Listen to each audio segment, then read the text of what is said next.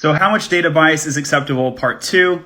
This is the economic answer that's mathematically rigorous. And that would be you should pay to improve your data quality until the marginal benefit is equal to the marginal cost.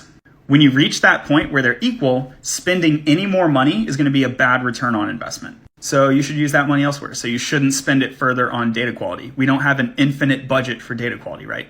And sometimes our budget is extremely limited. Sometimes our budget constrains us to a sample of 1 or even 0. So a real example of this would be like a once-in-a-lifetime investment opportunity. Invest now or you'll never get to invest again.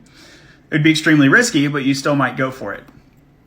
Another example would be you're an employee and you're kind of on the chopping block, let's say. And it's like, you have to make this high stakes prediction. You have to make it now. You're in a boardroom meeting. They're not going to let you go do more research. You have to make a judgment call right now on the basis of the information you have.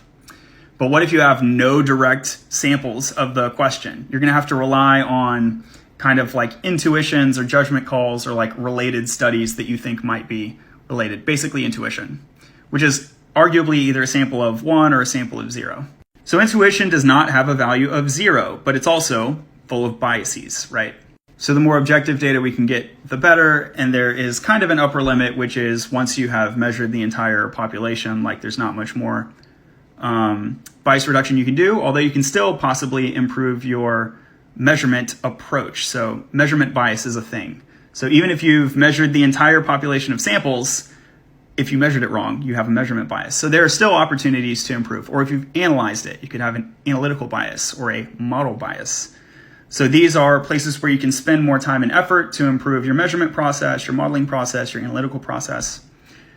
But whether we're talking about time or whether we're talking about dollars, you're having to spend, right? And we're constrained on all these fronts. The last thing I would say here is that when we talk about the marginal benefit and the marginal cost, costs and benefits are both subjective. So in economics, we care not just about dollars. We're not finance guys. We're not accountants. We're economists, right? We're higher than that. We're better. So we care about subjective value and utility. So if your employee base at your company is sort of emotionally invested, like they're really personally interested in a diversity initiative, you're going to want to count that as an additional benefit to investing in diversity, right?